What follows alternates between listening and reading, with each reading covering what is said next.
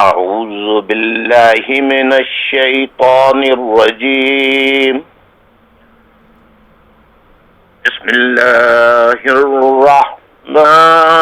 الرحيم.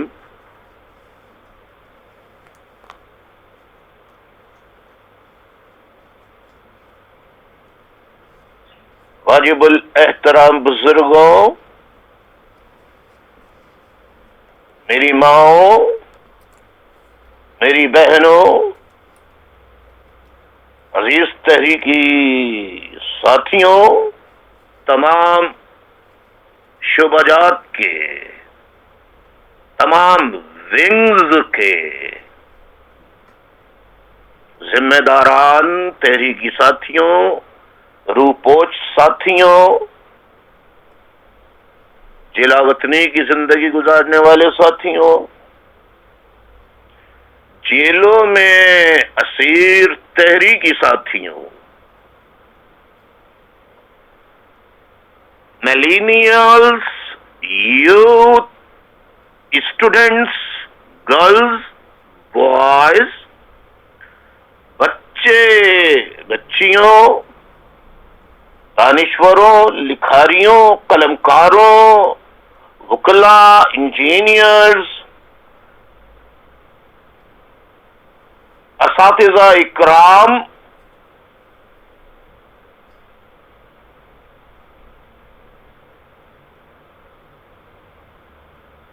اور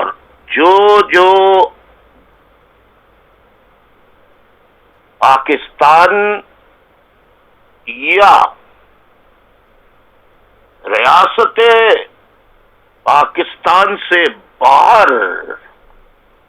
پاکستانی ریاست کے رہنے والے اوورسیز ممالک میں رہ رہے ہیں، ان سب کو بھی السلام علیکم ورحمۃ اللہ وبرکاتہ۔ اس وقت لندن وقت کے مطابق دن کے یعنی سہ پہر کے 2:45 بج رہے ہیں۔ آج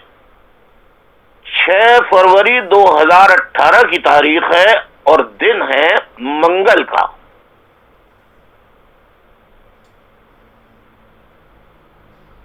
میری مظلوم قوم کے ایک ایک فرد، خصوصاً مہاجر عوام سے پرزور اپیل ہے، درخواست ہے، التجا ہے کہ میں ہنگامی بنیادوں پر جو آپ سے مخاطب ہو رہا ہوں، اس میں چند فکری، نظریاتی، مختصراً باتیں کر کے آپ کو ایک ایسا فکری اور نظریاتی مواد جو ویڈیو لاگ کی شکل میں ہے، اسے سنیے غور سے۔ سب اپنا اسے سن کر سب اپنے کردار و عمل، فعل و کردار، اس کا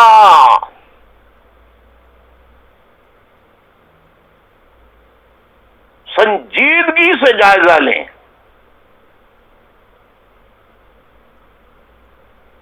میرے مظلوم بزرگوں، ماؤں، بہنوں، تحریکی ساتھیوں، میں جانتا ہوں اور ہزاروں میرے خطابات آپ سن چکے ہیں اور مستقل سن رہے ہیں۔ میں ماضی میں اپنے خطابات خصوصاً فکری نشستوں میں، اسٹڈی سرکلز میں، نظریاتی، تحریکی، حقوق کے حصول کی جد و جہد کس طرح کی جاتی ہے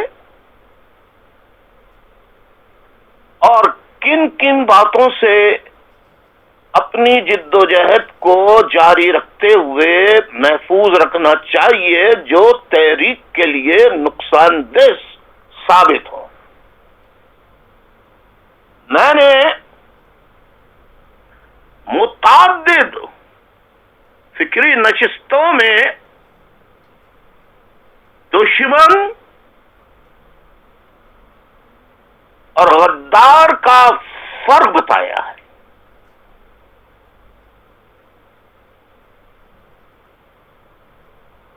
دشمن مد مقابل ہوتا ہے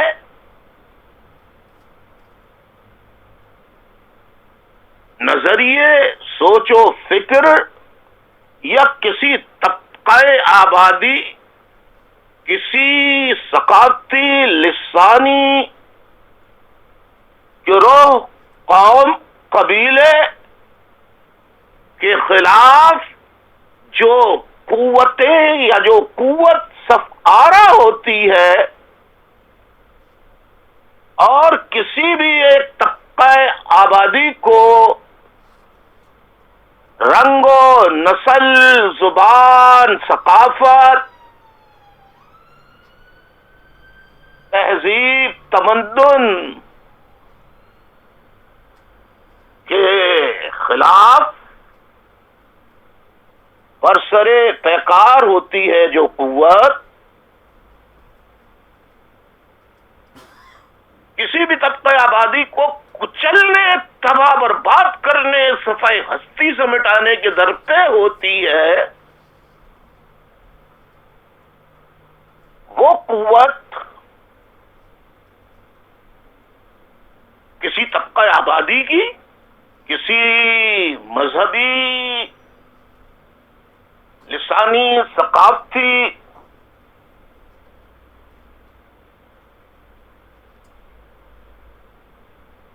گروپ کو صفحہ ہستی سے مٹانے کے لیے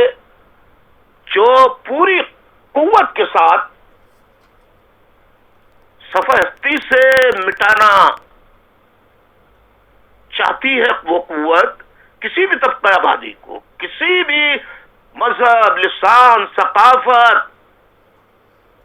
قوم، قبیلے کے خلاف سفارہ ہوتی ہے،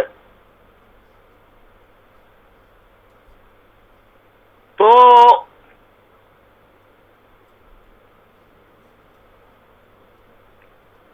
اس مظلوم محروم قوم کے پاس دو راستے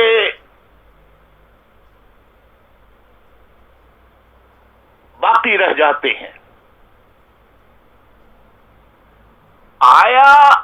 وہ مد مقابل طاقتور دشمن کے آگے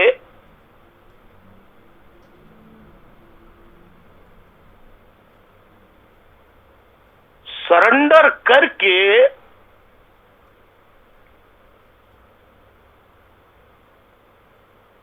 اس کے سامنے، دشمن کے سامنے جد و جہد نہ کرنے پر تل جاتی ہے اور اپنے عمل سے اپنے حقوق کے حصول کی جد و جہد نہیں کرتی یا اپنے حقوق سے دستبردار ہو جاتی ہے، ایسی قوم غلامی کا شکار ہو جاتی ہے۔ بہت طویل عرصے تک غلامی کا طوق اس کے گلے میں پڑا رہتا ہے، جب تک کہ وہ اس غلام قوم کے اندر بیداری کی شمع، جد و جہد کرنے والے پیدا نہ ہو، سامنے نہ آئیں۔ معزز خواتین و حضرات، پاکستان میں مختلف لسانی، ثقافتی قومیتیں، گروپس رہتے ہیں،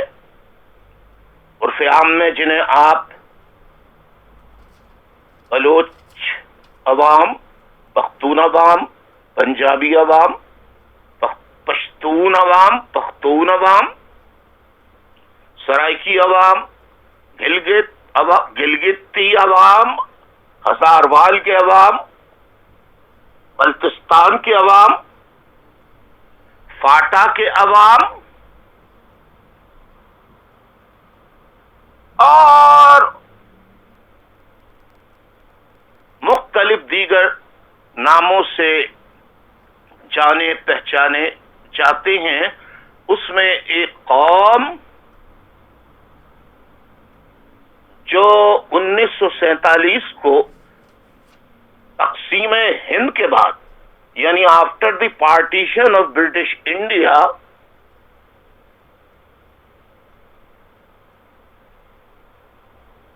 (1947) میں ہجرت کر کے اپنی جد و جہد قربانیوں سے، 20 لاکھ جانوں کی قربانیوں سے حاصل کیے جانے والے ملک پاکستان میں آتی ہے، جس کو 70 سال گزر جانے کے بعد آج کے دن تک تسلیم نہیں کیا گیا ہے۔ جو کام 1947 سے مہاجروں کے خلاف کیا جا رہا ہے، قائد اعظم محمد علی جناح بانی پاکستان ہو، خان لیاقت علی خان شہید ہو، محترمہ فاطمہ جناح ہو، دیگر اکابرین ہو، ان کا سیاسی معاشی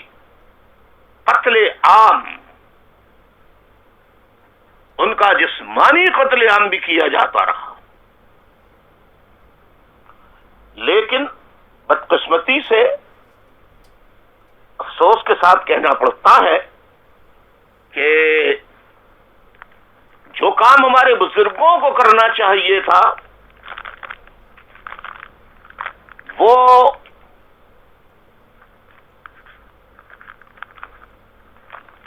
اپنے حقوق کے حصول کی جد و جہد کا ناانصافیوں، مسلسل کی جانے والی ناانصافیوں کے خلاف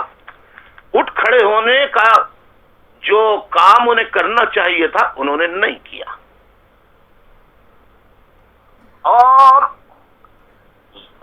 یہاں تک بات بڑھ گئی کہ اب صرف مہاجروں کا داخلہ صرف ملازمتوں میں کھلے عام، سرکاری ملازمتوں میں، نیم سرکاری ملازمتوں میں نہ صرف بند کیا جانے لگا، اعلانیہ اشتہارات دے کر کہ کراچی، حیدرآباد، سکھر کے لوگ ملازمت دینے کی زحمت نہ کریں، اس کے ساتھ ساتھ ان پہ تعلیم کے دروازے بند کیے جانے لگے، کوٹا سسٹم نافذ کیا گیا، لسانی بل نافذ کر کے لسانی فسادات کرائے گئے، اور مختلف طریقوں سے بانیان پاکستان کی اولادوں کے ساتھ انتہائی متعصبانہ اور ناروا سلوک پاکستان کی اسٹیبلشمنٹ نے شروع سے رکھا۔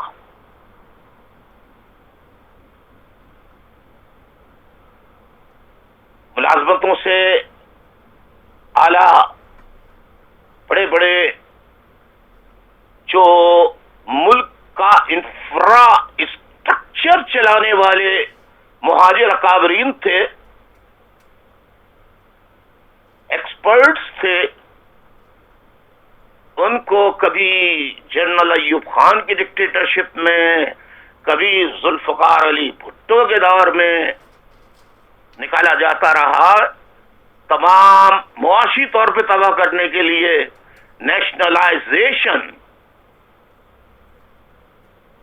کا بل پاس کر کے تمام مہاجروں نے جو school, colleges, industries, banks, insurance کمپنیاں بنائی تھیں، ان سب کو نیشنلائز کر لیا گیا۔ جسمانی قتل عام، متعصبانہ جبری ملازمتوں سے برخاستی بھی اس میں شامل ہے، ملازمتوں سے برطرف کرنے کا جبری طور پر، وداؤٹ اینی جسٹیفیکیشن اور اینی ریزن۔ نفرت اور تعصب کی اس آگ نے مہاجروں میں احساس محرومی کو جنم دیا، جو ہر گزرتے دن کے ساتھ بڑھتا رہا۔ تعلیمی اداروں میں مہاجروں کا داخلہ بند کیا جانے لگا، خصوصاً اندرون سندھ کے تعلیمی اداروں میں، جہاں ایک لسانی قومیت کے لوگوں نے یہ مقامی اور غیر مقامی کا نعرہ لگا کے مہاجروں پہ، خصوصاً اندرون سندھ کے تمام تعلیمی اداروں میں مہاجر طلباء طالبات کا داخلہ بند کر دیا، اور دن گزرتے رہے،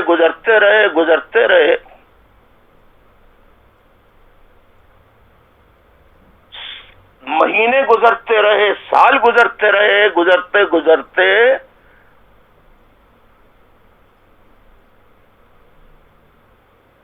ہر گزرتے دن کے ساتھ مہاجر، یعنی یہ تک کہا جانے لگا کہ مہاجر اس ملک کے شہری ہی نہیں ہے، وہ باہر سے آنے والے لوگ ہیں، ان کو واپس بھارت بھیجا جائے، ہندوستان بھیجا جائے۔ اور مہاجروں کے قتل عام پر کوئی آواز اٹھانے والا نہیں تھا، کوئی نہیں آواز اٹھاتا تھا۔ بالآخر اللہ تعالی کسی نہ کسی کو تو ہدایت دیتا ہے کہ وہ اپنی قوم کے ساتھ کیے جانے والے متعصبانہ اور فیشسٹ، جس کو فاشسٹ بھی بولتے ہیں، طرز عمل کے خلاف جو قوم، قبیلہ یا طاقت، اسٹیبلشمنٹ جسے کہا جاتا ہے،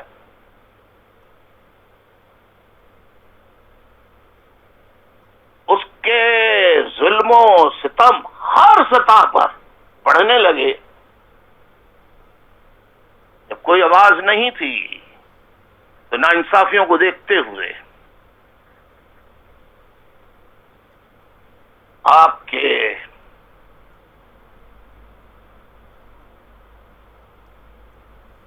بھائی،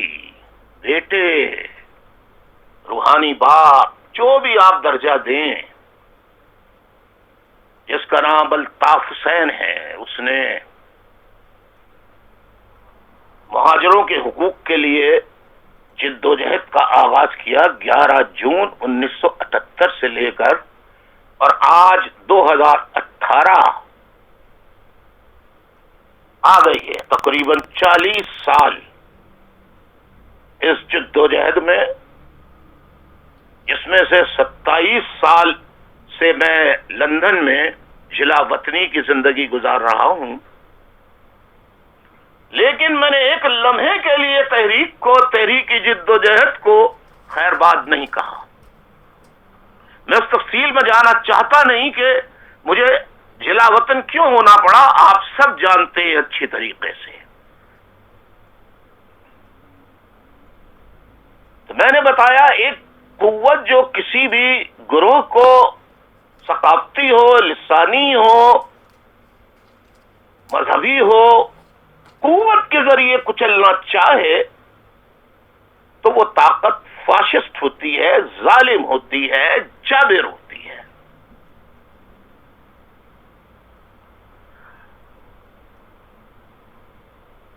ظاہر ہے کہ اس کے لیے بیداری پیدا کرنا، محروم، مظلوم، زندگی کے ستائے ہوئے لوگوں کو حقوق دلانے کی جد و جہد کا آغاز کرنا دنیا کے ہر علاقے میں ایسا ہوتا رہا ہے، اور ایسا ہی جسے آپ قائد کہتے ہیں، بانی کہتے ہیں، کہتے نہیں بلکہ بانی تو ظاہر ہے، میں نے کہا اللہ پھر کوئی سبیل نکالتا ہے، اس نے الطاف حسین کے ذریعے فکری نظریاتی مہاجر حقوق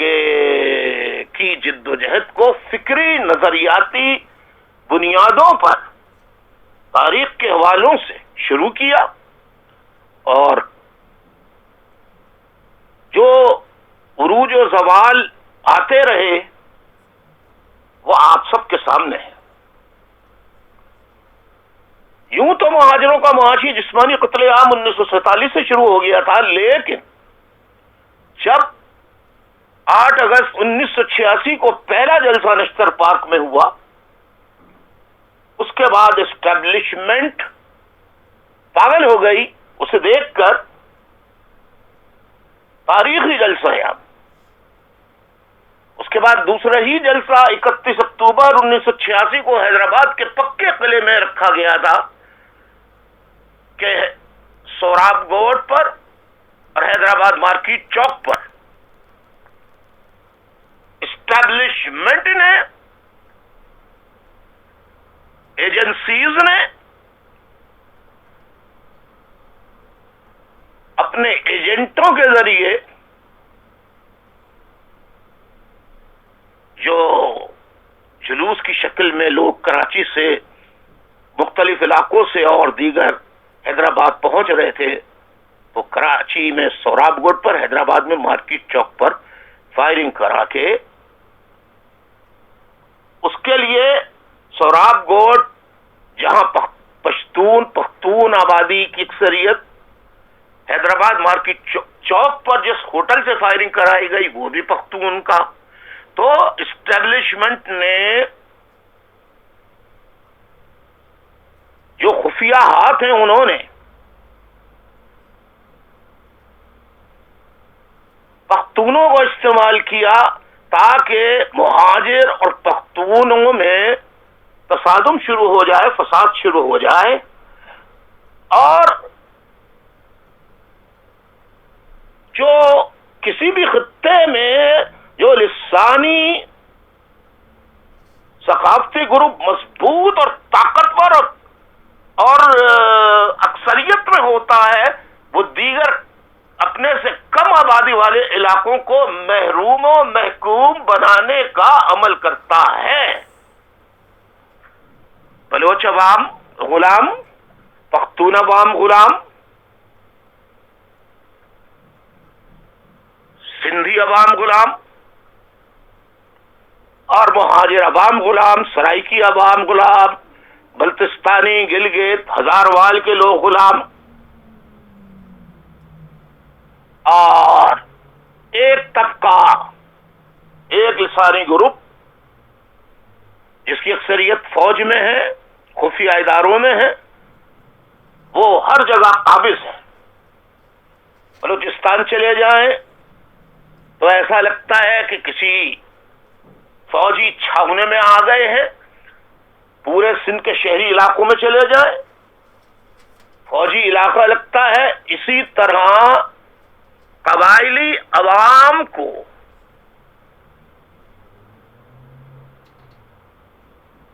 اس اسٹیبلشمنٹ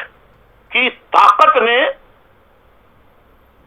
بھی غلام بنا رکھا ہے، انہیں استعمال کیا مذہب کے نام پہ، اسلام کے نام پر، اور آج پورا قبائلی علاقہ چھاونی کا منظر پیش کرتا ہے، فوجی چھاونی۔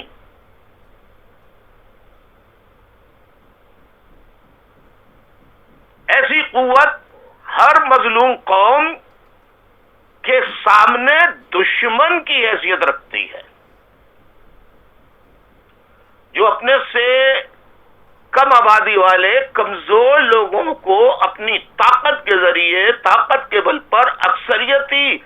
عددی اکثریت جو ان کی ہوتی ہے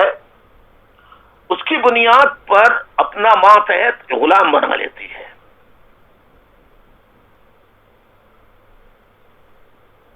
اور جس خواتین و حضرات،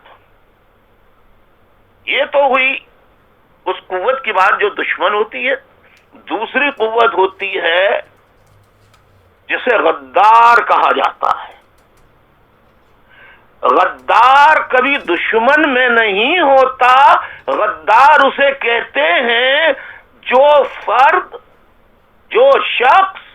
اپنی ہی قوم کو تباہ برباد کرنے کے لیے ظالم و سفاک جابر قوتوں کا ایجنٹ بن کے اپنی ہی قوم کی تباہی بربادی کے لیے ظالم قوتوں کا اعلی کار بنتا ہے، اسے غدار کہتے ہیں. اب غلاموں کے لیے ایک ہی راستہ باقی رہ جاتا ہے کہ وہ متحد ہو اور وہ جد و جہد کریں آزادی کے لیے، اپنے حقوق کے حصول کے لیے. آج بلوچستان میں محرومیاں ہیں، قبائلی عوام میں محرومیاں ہیں. آئی ڈی پیز کی شکل میں 2.5 لاکھ قبائلی عوام آج بھی گھروں سے بے گھر ہیں، اور ان کی جگہ ان کے گھروں پر، ان کے علاقوں میں فوجی چھاونیاں بنی ہوئی ہیں. ایک صوبے کی فوج کے، خفیہ طاقتوں کے. لیکن پختونوں میں بھی غدار پیدا ہوئے، مذہب کے نام پہ استعمال ہوئے، جہاد کے نام پر استعمال ہوئے. اسی طریقے سے بلوچستان میں بھی غدار پیدا ہوئے. سندھ میں تمام جاگیردار وڈیرے، وہاں کے سرمایہ دار، وہ سندھی قوم کے غدار ہیں. سندھ میں 70 برسوں سے سندھی حکمرانی کرتے چلے آئے ہیں، لیکن سندھی عوام 70 سال گزر جانے کے باوجود آج بھی بھوک و افلاس. اگر آپ تھر کی صورتحال جا کے دیکھ لیں، میرپور خاص سے آگے تھر کا علاقہ ہے، تو وہاں کتنی اموات صرف خوراک نہ ہونے کے سبب ہو جاتی ہیں. تو آپ کو جہاں جد و جہد کرنے والے ملیں گے، وہاں غدار بھی ملیں گے. تو دشمن اور غدار کا فرق آپ نے سمجھ لیا. پہلے بھی میں بتا چکا ہوں بار بار فکری نشستوں میں. اب رہ گیا باقی راستہ مظلوم عوام کا، محروم اور غلام قوموں کا. بلوچ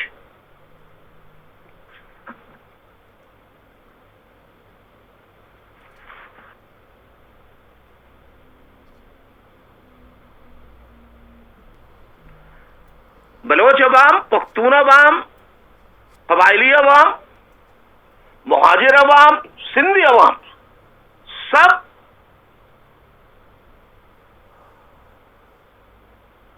اس اسٹیبلشمنٹ کا، اس عددی اکثریت رکھنے والے جرنیلوں، حکمرانوں کے غلام بنے ہوئے ہیں.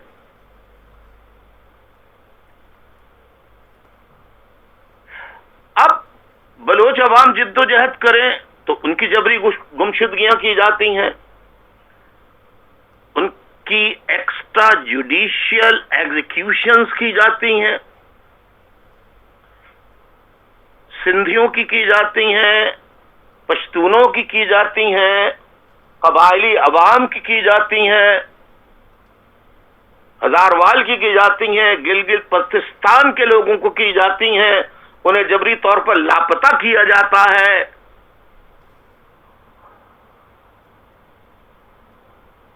ہر قوم میں بیداری کی شمع روشن کرنے والے پیدا ہوتے ہیں. 11 جون 1978 کو مہاجروں نے بھی آل پاکستان مہاجر اسٹوڈنٹس آرگنائزیشن کی شکل میں مہاجر حقوق کی جد و جہد شروع کی، جو آگے چل کر مہاجر قومی موومنٹ میں تبدیل ہوئی۔ اس کے بعد تمام مظلوم جو محروم قومیتیں ہیں، عوام ہیں، جو جاگیردار وڈیروں زمینداروں کے، حتیٰ کہ پنجاب کے بڑے بڑے زمیندار، سردار زمیندار وغیرہ وغیرہ، پیر شیر، ان کے غلام پنجاب کے مظلوم عوام بھی بنے ہوئے ہیں۔ تو ہر قوم میں جہاں جانثار پیدا ہوتے ہیں وہاں غدار بھی پیدا ہوتے ہیں، یہ تاریخ کا تسلسل ہے، تاریخی عمل ہے۔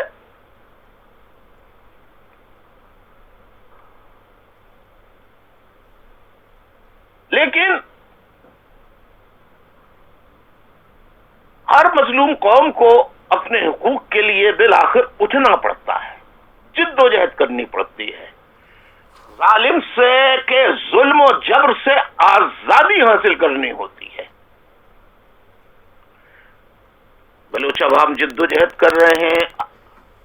مہاجر عوام جد و جہد کر رہے ہیں اپنے حقوق کے لیے،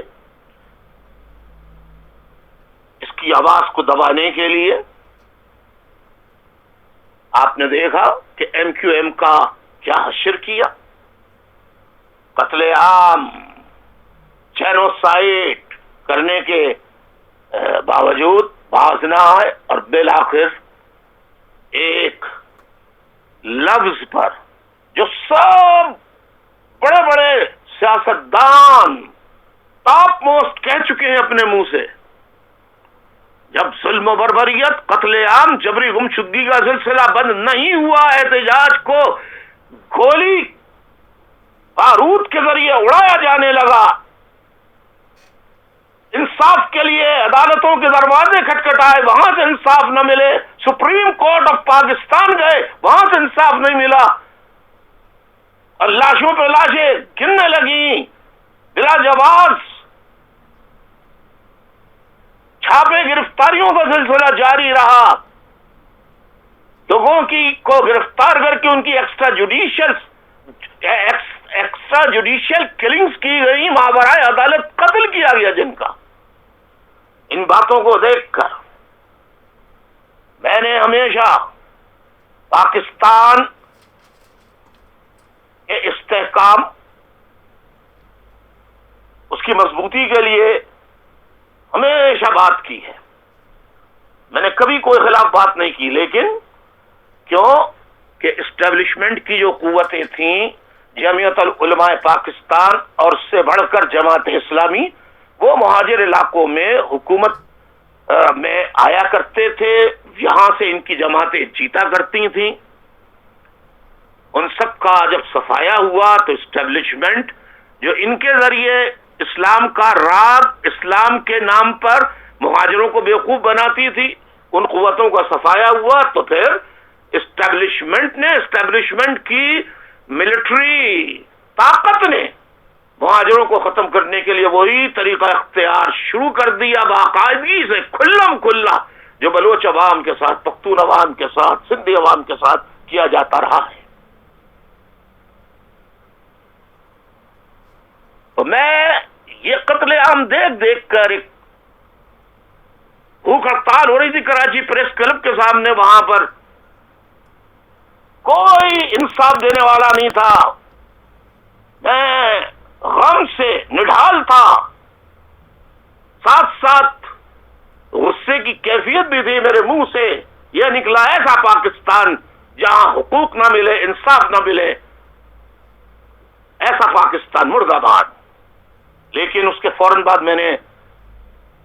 فوراً 24 گھنٹے کے اندر 2 معافی نامے تواتر کے ساتھ لکھ کے، جس میں ایک ایک شخص سے، پوری پاکستانی قوم سے معافی مانگی۔ الطاف حسین کو معافی نہیں ملی،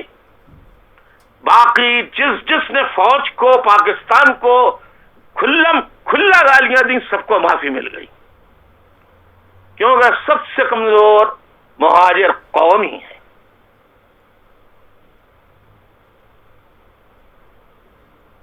لہذا اس کے پانی کو، اس کے قائد کو میدان سے ہٹانے کے لیے، اس کو جواز بنا کر ناقابل معافی جرم قرار دے کر میری تحریر، تقریر، ٹی وی، ریڈیو، اخبارات، ہر چیز پر پابندی لگا دی گئی، سب کو گرفتار کیا گیا، اور پھر اپنے لوگوں کے ذریعے، اپنے ایجنٹوں کے ذریعے گروپس بنائے گئے مہاجر نام پر۔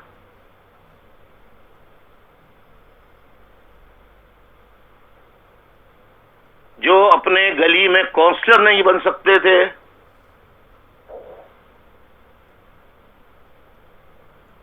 جن کے پاس مالی معاشی اتنی طاقت نہیں تھی، ان کو کہاں کہاں نہیں پہنچایا، کس کس جگہ نہیں پہنچایا۔ آج جو نامور بن کے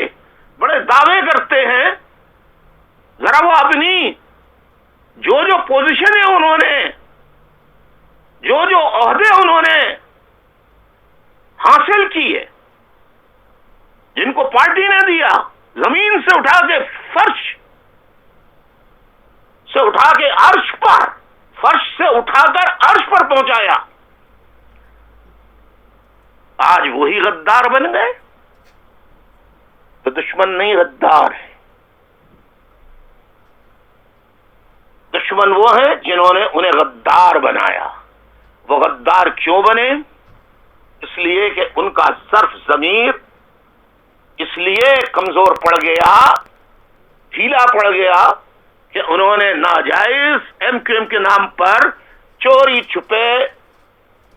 ناجائز کام کر کے بے پناہ دولت کے انبار جمع کیے۔ یہ ہر جگہ ہوتا ہے، لیکن ہم، نہ میں نہ میرے ساتھی مایوس ہیں، ہم اپنی جد و جہد کر رہے ہیں، لیکن بلوچ عوام پہ بھی فوج کشی، مہاجر عوام پہ فوج کشی، پختون عوام پہ فوج کشی، خاص کر قبائلی علاقوں کے عوام پر فوج کشی، ہر قوم پر فوج کشی۔ کتنے ڈرون حملے ہوئے ہیں فاٹا کے اندر، کبھی کوئی حملہ پنجابی طالبان پر پنجاب میں ہوا کوئی ڈرون حملہ؟ کوئی آپریشن ہوا؟ کوئی آئی ڈی پیز پنجاب کے علاقے کے عوام بنے جہاں پنجابی طالبان رہتے ہیں؟ کبھی پنجابی طالبان کے خلاف کوئی کارروائی کی گئی؟ وہاں ایئر فورس کے ذریعے بمبارڈمنٹ کی گئی، بامبنگ کی گئی؟ کیا ڈرون حملوں کی اجازت امریکہ کو دی گئی کہ پنجابی طالبان کا خاتمہ کیا جائے؟ میری ماں، بہنوں، بزرگوں، یہ میں باتیں کوئی نئی نہیں بتا رہا، آپ سب جانتے ہیں۔ میں آپ سے صرف اتنا کہوں گا، اپنی صفوں میں اتحاد رکھیے، مایوسی اختیار نہ کیجیے، اور موجودہ حالات میں سینہ بسینہ کام کرتے رہیے، تحریکی فکر و فلسفہ، نظریہ پھیلاتے رہیے، اسے فروغ دیتے رہیے۔ اسیر ساتھیوں کے لیے بھی پیغام ہے، میں آپ کی عظمت کو، جرت کو سلام پیش کرتا ہوں، لاپتہ ساتھیوں کے اہل خانہ کی ہمت و جرت کو سلام پیش کرتا ہوں، ان کے کرب کا، ان کے دکھ کا، اسیر ساتھیوں کے اہل خانہ کے دکھ کا، کرب کا مجھے اندازہ بخوبی مجھ سے زیادہ کوئی نہیں جان سکتا، کوئی نہیں جان سکتا۔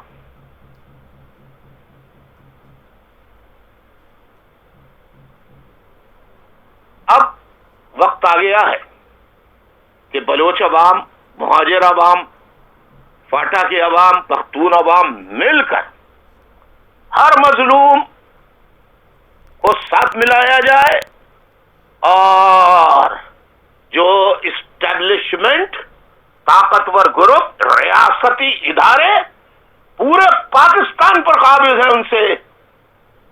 ان کے جبر اور ظلم سے، ان کی ناجائز حکمرانی سے آزادی حاصل کی جائے، نجات حاصل کی جائے۔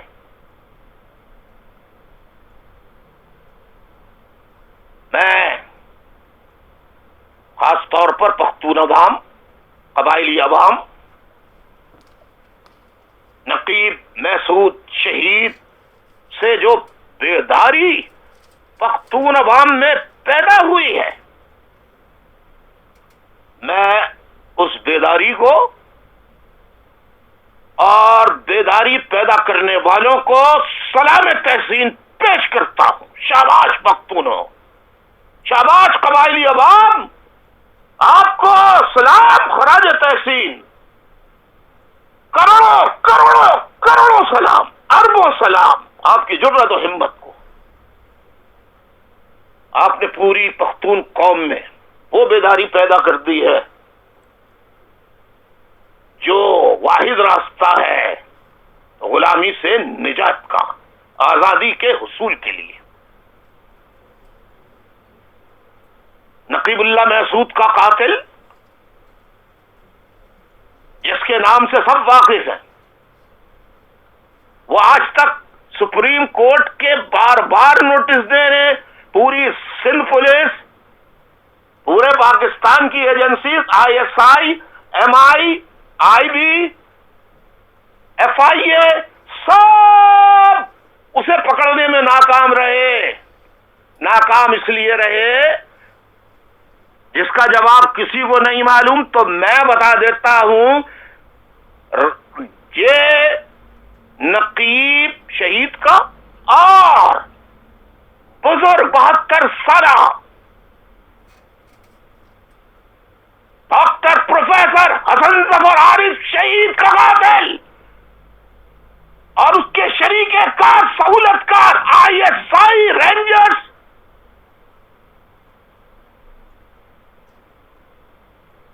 یہ شامل تھے،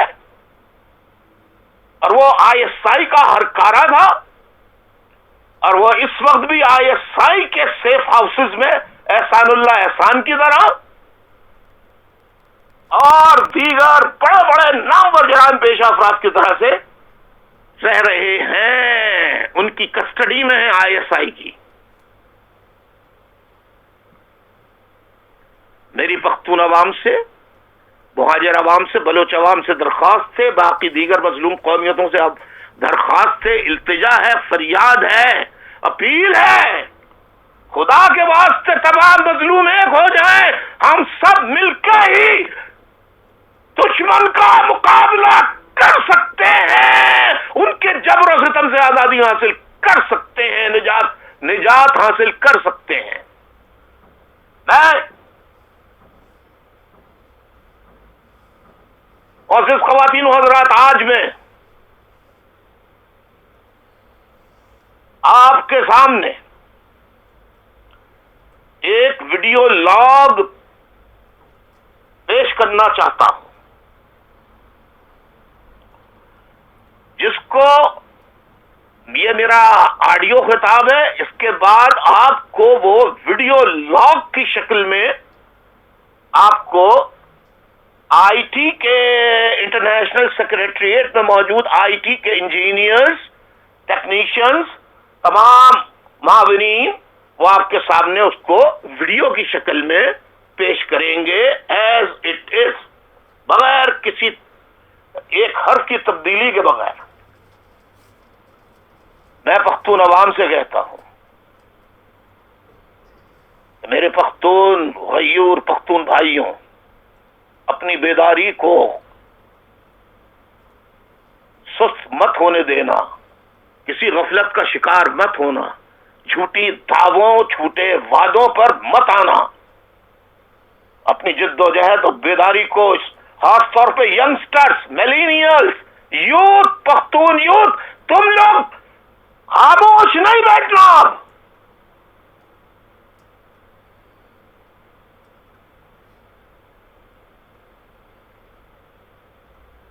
سب مظلوم مل کے ظالم کے خلاف جد و جہد کرتے ہیں۔ تو میں آپ کے سامنے، معزز خواتین و حضرات، میرے ساتھیوں، آپ بھی غور سے سنیے، میں ایک پختون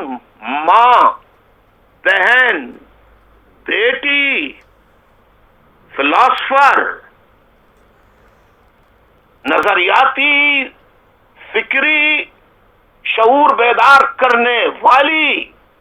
قوم کی بیٹی، پختون قوم کی بیٹی جو پوری مظلوم قوم کی نمائندگی کر رہی ہے، ان کا نام ہے محترمہ فرحت تاج صاحبہ۔ میں پختون یوتھ سے، خاص طور پر بزرگوں سے، ماں بہن بیٹیوں سے بھی اپیل کرتا ہوں، آپ بھی سنیں، مہاجر عوام آپ بھی سنیں کہ پختون ایک دانشور، خاتون دانشور محترمہ فرحت تاج صاحبہ کس جرت اور ہمت سے تاریخ کے حوالوں سے، فکری حوالوں سے، نظریاتی حوالوں سے اپنی پختون قوم کو پیغام دے رہی ہیں، انہیں بیدار کرنے کا عمل کر رہی ہیں۔ پختون جرگہ جو اسلام آباد میں جاری ہے، اس کی کس طرح انہوں نے حمایت کی ہے۔ کاش کہ ایسے مہاجر دانشور بھی کریں، مہاجر لکھاری بھی کریں، مہاجر اینکر پرسنز بھی کریں۔ خدا کے لیے کوئی مہاجروں میں بھی تو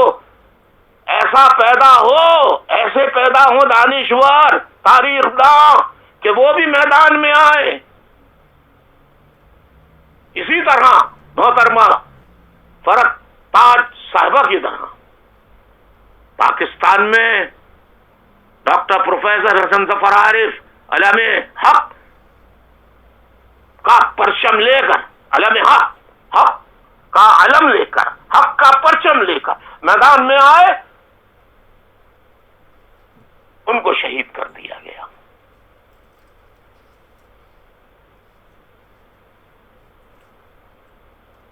تو میں نے آپ کو بتا دیا کہ ڈاکٹر پروفیسر حسن ظفر عارف اور نقیب اور دیگر پختون شہیدوں کا، مہاجر شہیدوں کا قاتل، سفاک قاتل، وہ آج تک نہیں پکڑا گیا، وہ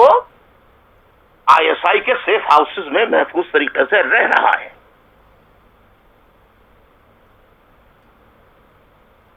اگر ISI، MI،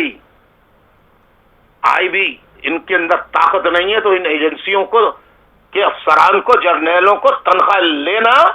حرام سمجھنا چاہیے۔ اس بات کی یہ یعنی مہاجر عوام، بلوچ عوام، پختون عوام ایک ایک کو لے جا کے غائب کر دیا گیا ہے، لاپتہ کر دیا گیا ہے، لاپتہ لاپتہ لاپتہ، لاکھوں لوگوں کو لاپتہ کیا ہوا ہے، لاکھوں لوگوں کو اپنے اپنے گھروں سے دور دراز علاقوں میں رہنے پر، انجان علاقوں میں رہنے پر مجبور کیا گیا ہے۔ تو میں محترمہ فرحت تاج صاحبہ ایک پختون خاتون ہے، میں ان کی جرت کو سلام تحسین، خراج تحسین پیش کرتا ہوں۔ اللہ آپ کو حفظ و امان میں رکھے اور آپ کی آواز سے سوئے ہوئے مظلوم عوام میں بیداری پیدا ہو۔ پختون عوام سے گزارش ہے، آپ بھی غور سے سنیں، مہاجر عوام آپ بھی غور سے سنیں، آپ کے سامنے فکری، نظریاتی فلاسفر پختون ماں، بہن، بیٹی محترمہ فرحت تاج صاحبہ کا پختون قوم کے نام آڈیو لاگ، بسم اللہ میں ساتھیوں سے کہوں گا، انجینئر ساتھیوں سے، آئی ٹی کے ساتھیوں سے کہوں گا کہ وہ بسم اللہ کر کے اس کو ویڈیو لاگ کی شکل میں ایز اٹ از پیش کر دیں۔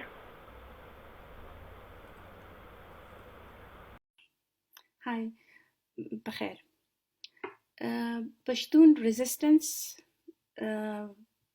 دھرنا لانگ مارچ کامیابی کے ساتھ جاری ہے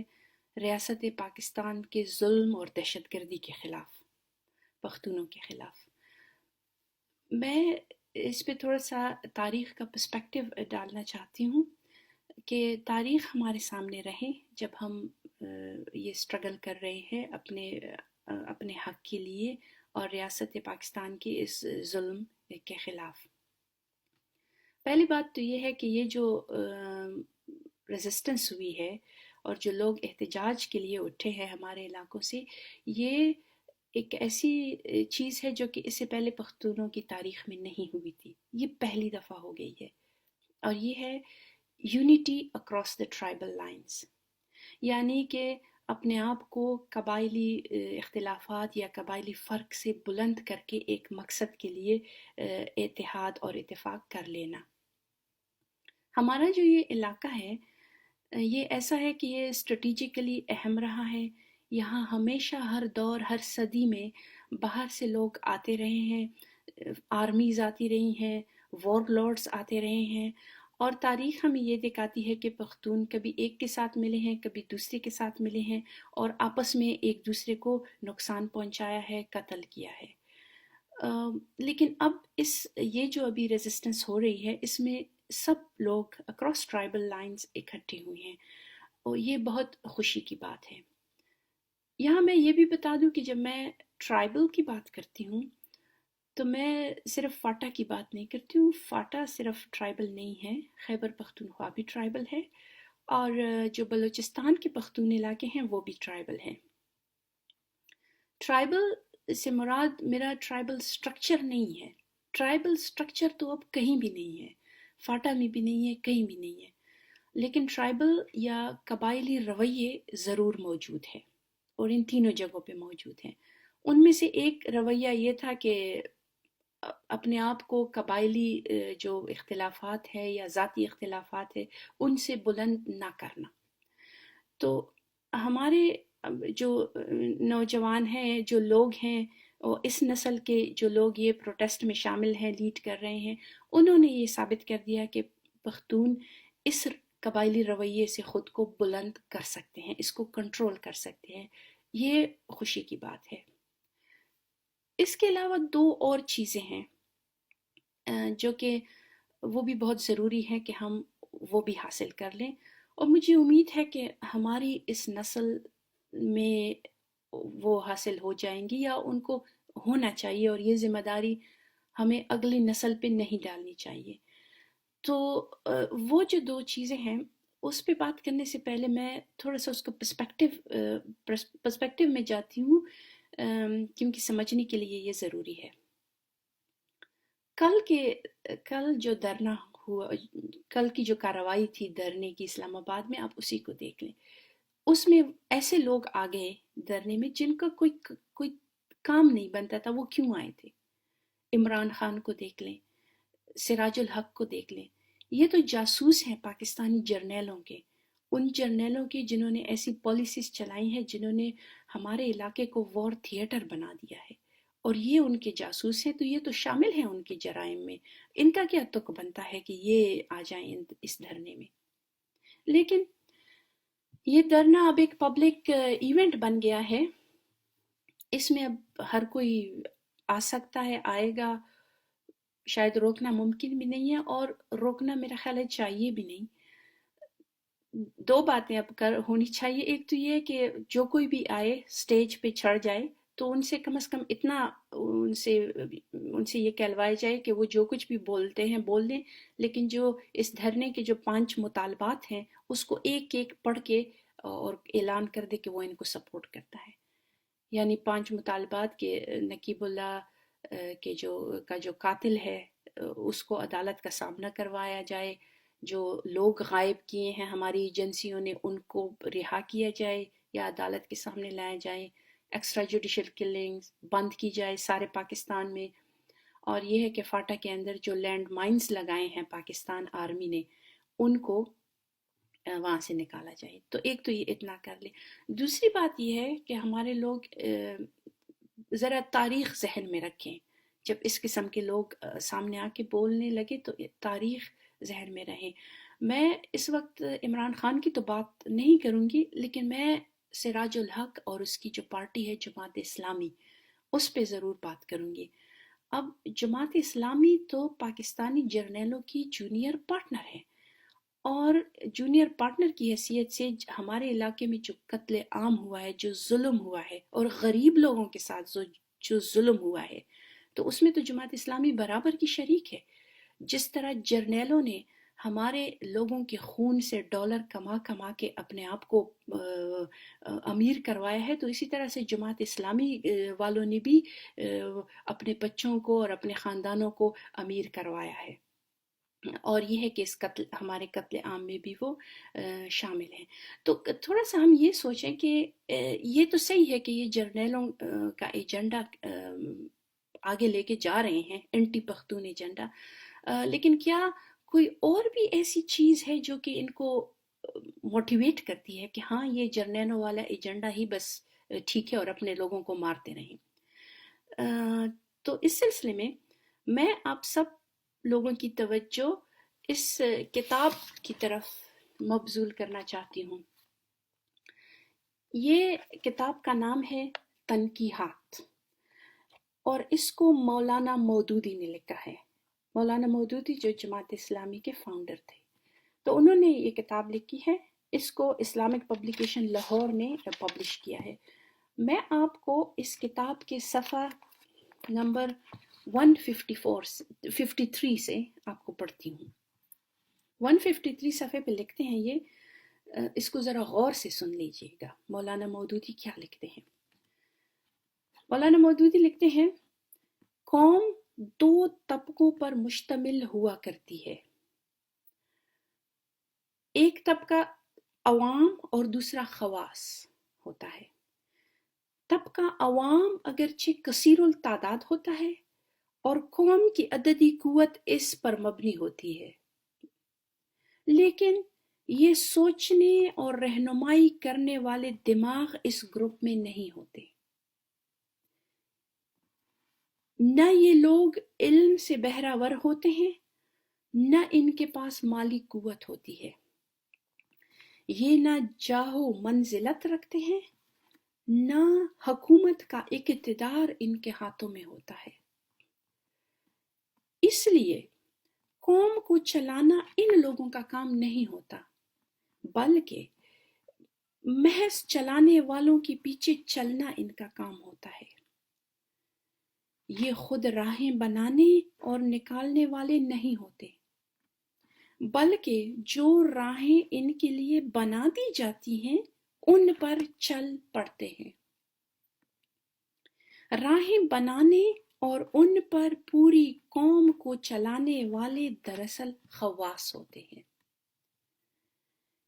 جن کی ہر بات اور ہر روش اپنی پشت پر دماغ، دولت، عزت اور حکمت کی طاقت رکھتے ہیں، اور قوم کو انہی کی پیروی کرنی پڑتی ہے۔ بس یہ کہنا صحیح ہے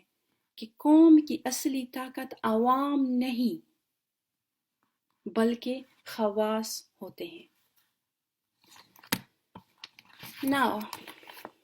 اب یہ جو تھیوری پیش کی ہے مولانا مودودی نے، یا یہ جو اس کا خیال ہے، اسکالرز اس قسم کے اسکالرز آئیڈیاز، تھیوریز اور خیالات دیتے رہتے ہیں، ان میں سے کچھ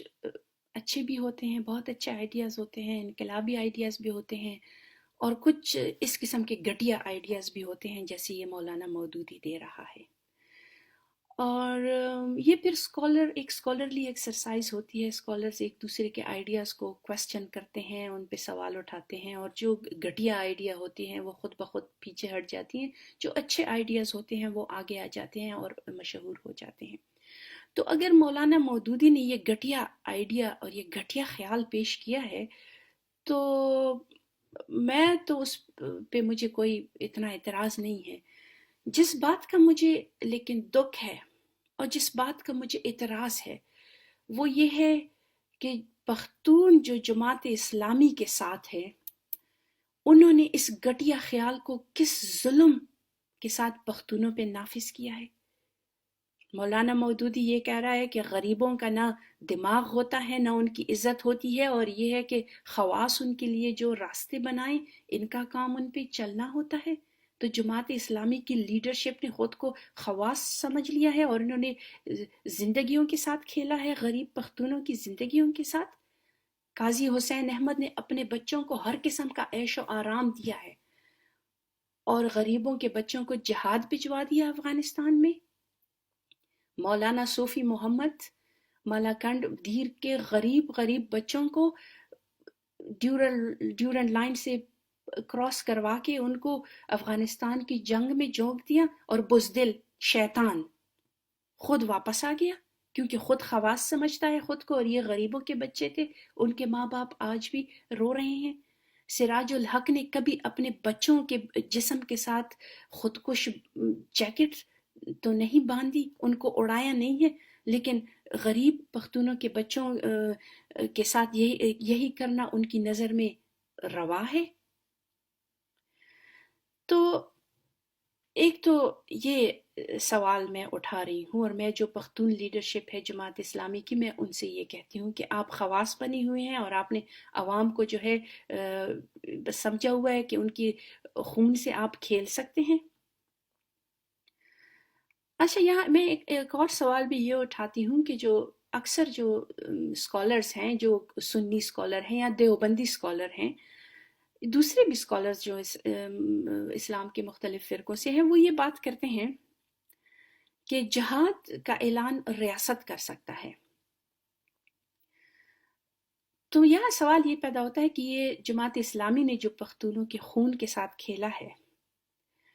تو یہ تو کوئی ان کا پرائیویٹ جہاد تو نہیں تھا نا، یہ تو ریاست پاکستان کی پالیسی تھی۔ پالیسی اسی لیے تھی کہ ریاست پاکستان کے جرنیل بزدل ہیں،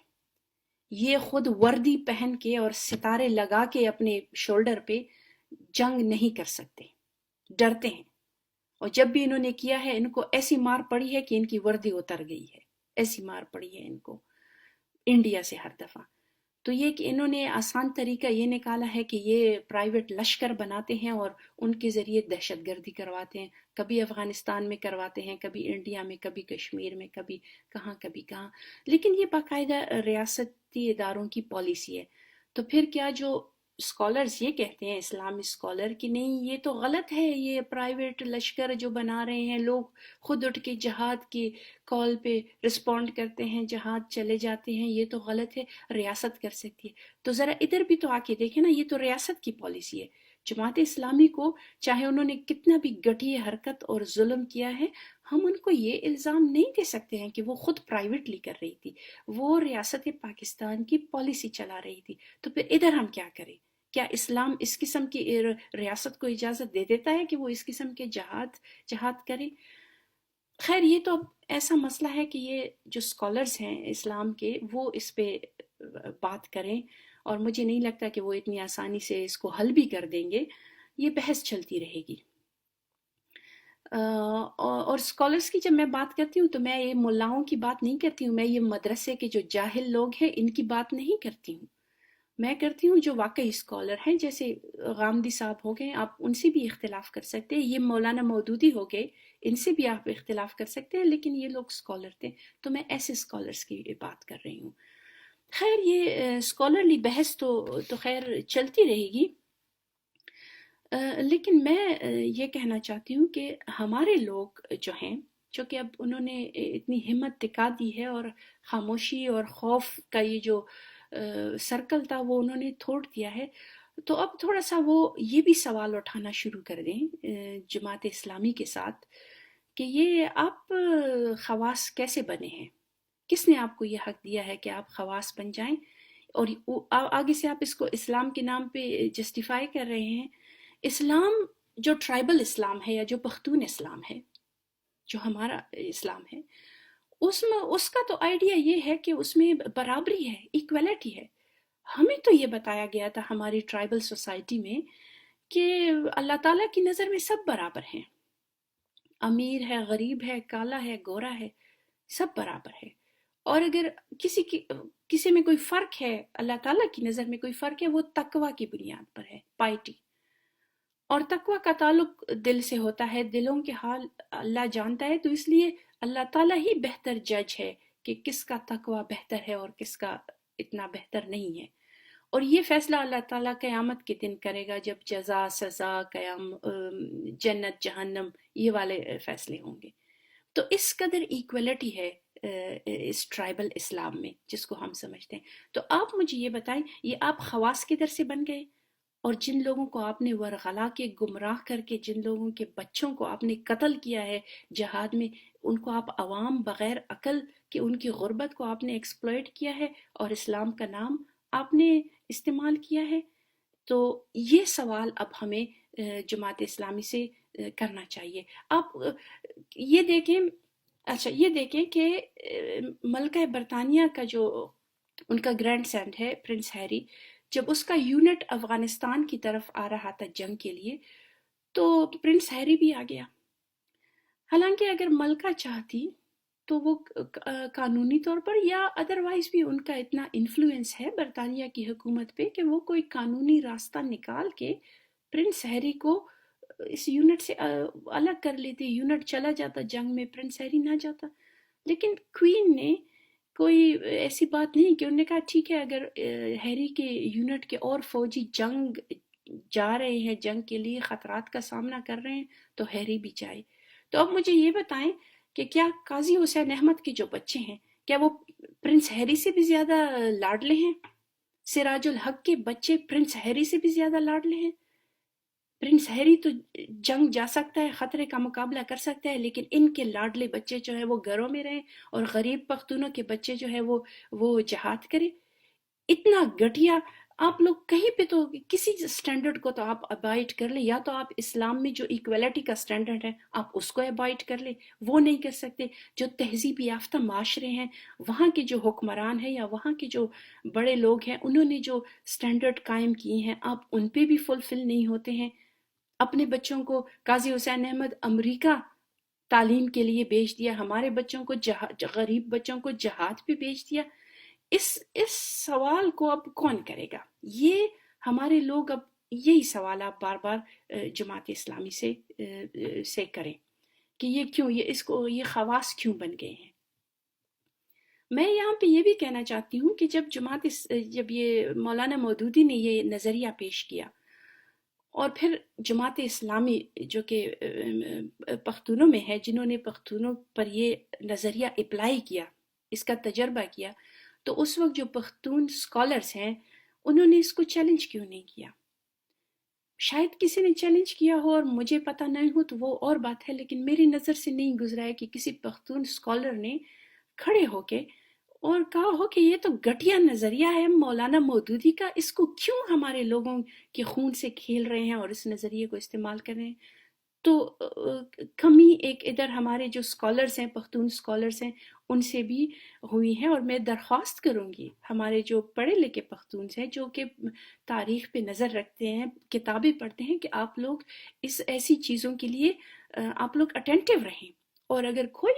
کسی نے کوئی آئیڈیا پیش کیا ہے، آئیڈیا کوئی بری بات نہیں ہے، صحیح ہے پیش کیا ہے، لیکن اگر وہ ہمارے لوگوں پہ اس کو استعمال کر رہے ہیں تو اس کو آپ اسکالرلی طریقے سے اس کو چیلنج بھی کر لیں. تو اور اس کے علاوہ ہمارے جو بڑے ہیں، جو بزرگ ہمارے سے پہلی نسل کے لوگ، ان کو جہاد میں بھیج دیا کشمیر میں. تو آج بھی بہت سے پختون ایسے ہیں، کافی سارے ایسے ہیں جو کہ فخر کرتے ہیں جی ہم نے تو ہمارے بڑے تو کشمیر میں گئے تھے جہاد کے لیے. ہمارے بڑے اگر کشمیر میں گئے تھے جہاد کے لیے، انہوں نے کوئی ایسا کام نہیں کیا جس پہ آج ہم فخر کر سکے. ہماری نظریں جھکا دی ہیں، ہمیں شرمندہ کیا ہے، کشمیریوں کے آگے شرمندہ کیا ہے. اگر ہمارے جو لوگ افغانستان جہاد کرنے گئے تھے، ہمیں افغانستان کے لوگوں کے آگے شرمندہ کیا ہے. تو وہ جو میں کہہ رہی تھی کہ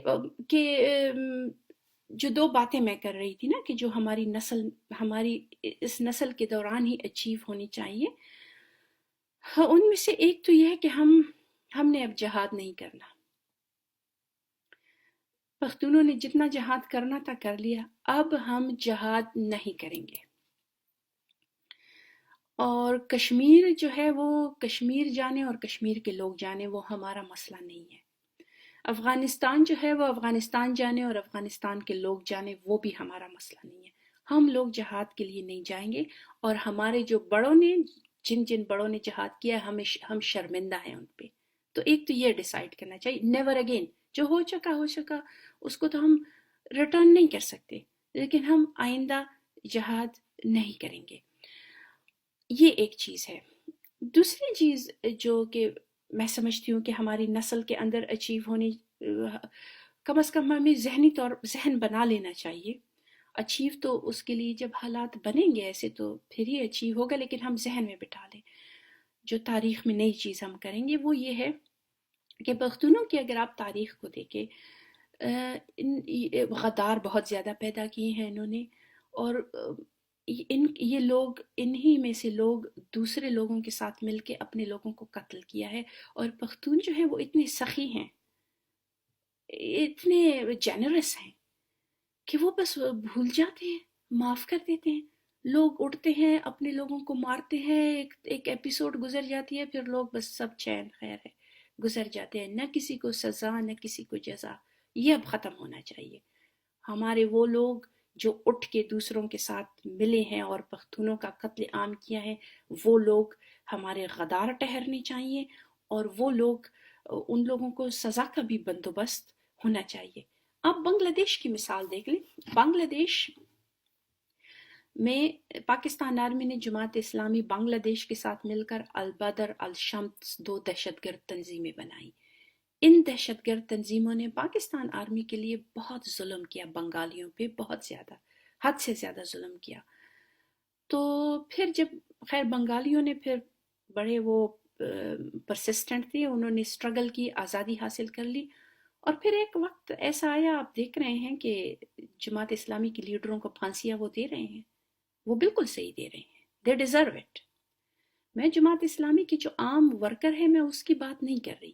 لیکن جو لیڈرشپ ہے جس طرح بنگلہ دیش ان کو پھانسی دے رہی ہے بالکل ٹھیک دے رہی ہے. اور ہمارے بھی ذہن میں یہ بات ہونی چاہیے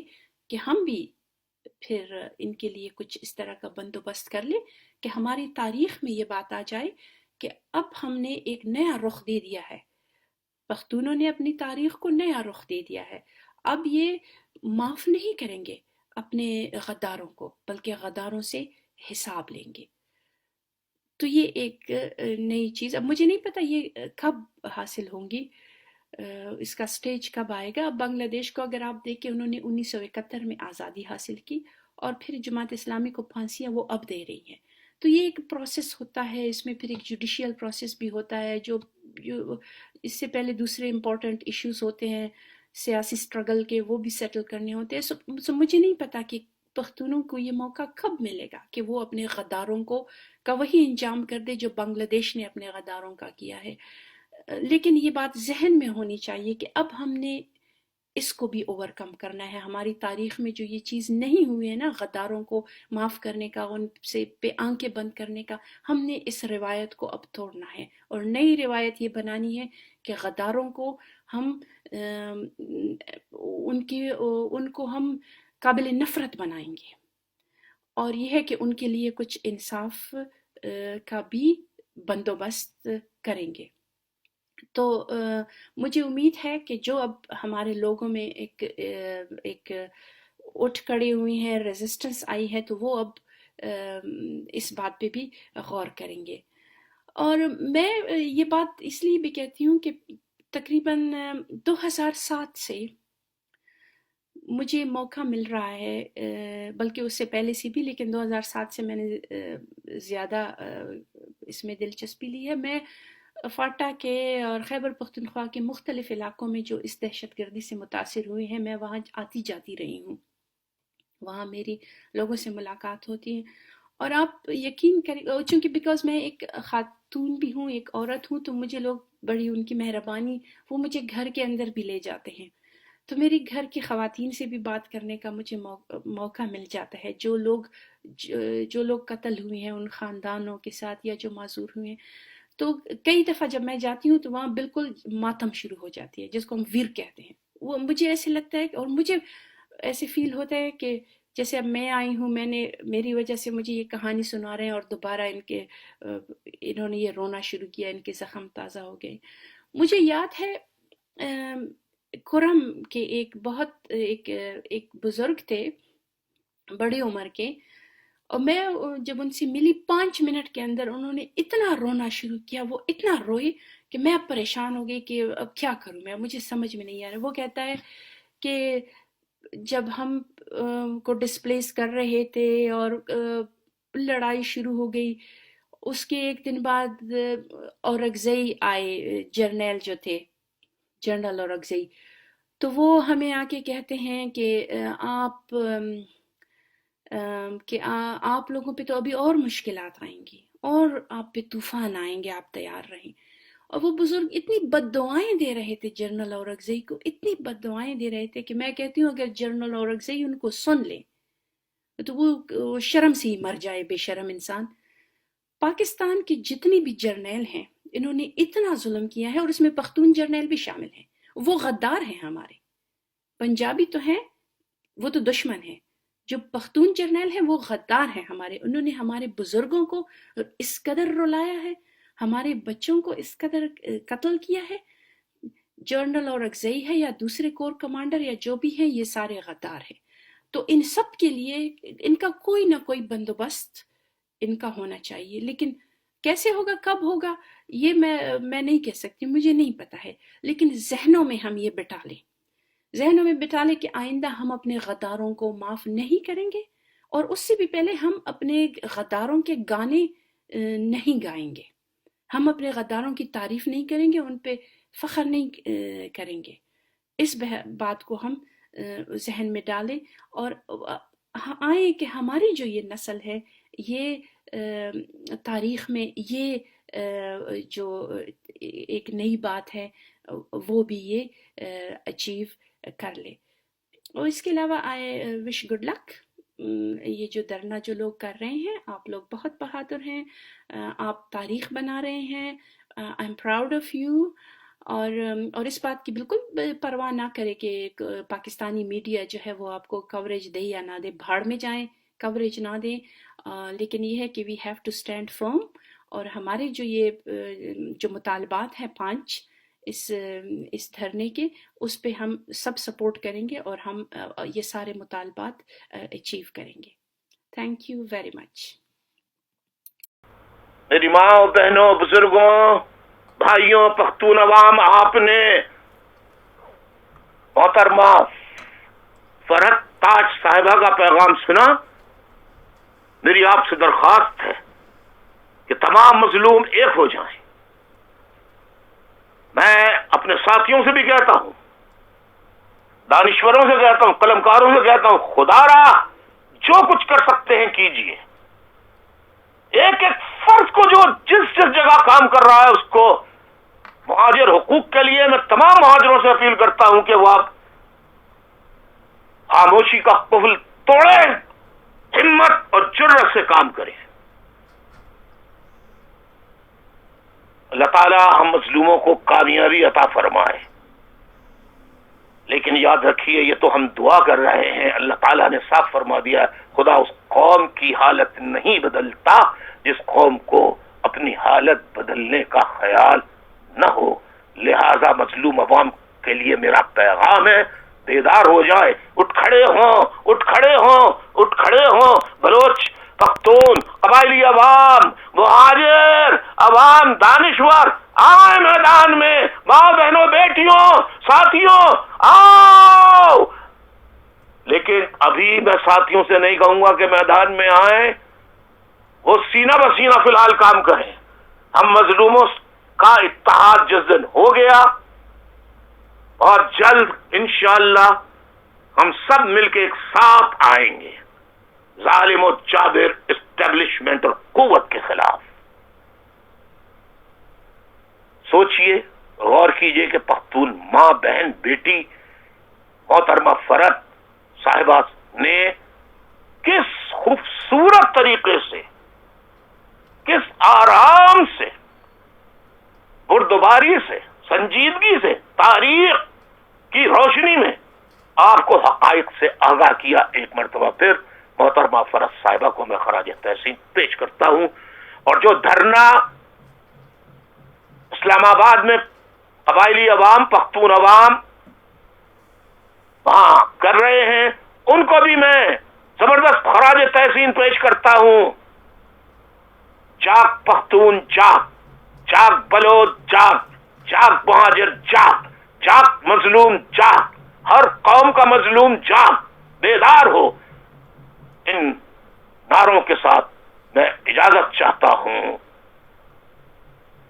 اللہ حافظ. اللہ حافظ.